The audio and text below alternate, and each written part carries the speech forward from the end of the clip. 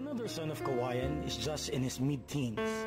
17-year-old Carl Vincent Quitoriano is also putting Kawayan on the map after writing a brief history of his native land.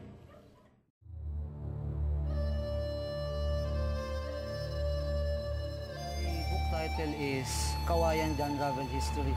I'm hoping that the book title will be more developed so that the book will be more attractive and the people who will see the book will be more interested in it. Ang libro ho ay meron ho siyang 12 chapters sa ngayon. Ang 12 chapters nito ay isa dito ang mga illustrious personalities, towns history, Kawayan chronicles, livelihoods, landmarks, and significant sites. At tulad din ho ng mga kasaysayan nung nakaraang digmaang pandaigdig noong Second World War ho.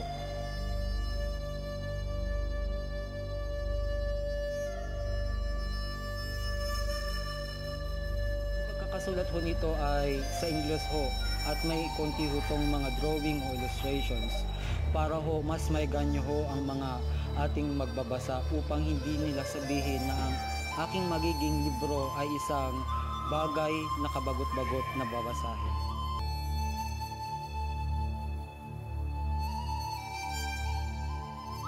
Sinimulan ko ang pagsulat ng libro na ito noong third year high school pa po ako, bakasyon po ito.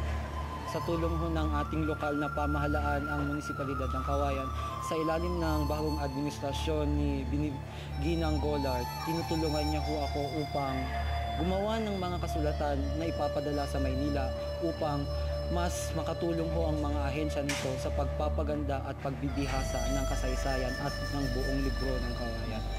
Sinulat ko po ito dahil malaki ho ang kontribusyon ng kasaysayan ng ating Kawayan. Gusto ko ding sumulat ng libro tungkol sa Kawayan sapagkat bilang anak at kasunod na henerasyon ng mga ilustradong politiko ng aking mga ninuno na aking pinagmulan, ay gusto ko rin hong ibahagi sa kapwa ko mamamayan, lalo na sa kabataan, na ang Kawayan ho ay hindi lamang simpleng bayan, kundi isa hong kapagmapamalaki o katangi-tanging bayan kung saan ang mga susunod na henerasyon ay magbibigay pugay at dangal sa ating bayan. Good governance.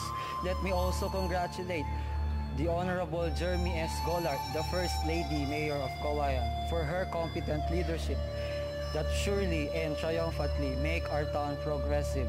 May this annual town fiesta will serve as a steer for the upcoming centennial anniversary of our town next year, 2011, which will be celebrating the 100 years of its foundation as a separate town or municipality through the efforts of Don Dimas Querubin. And lastly, for more cooperative endeavors for the future leaders and people of Kawayan. Once again, naragsak apa nagpiesta tay amin, mabuhay tayong lahat at Pardas Kawayan.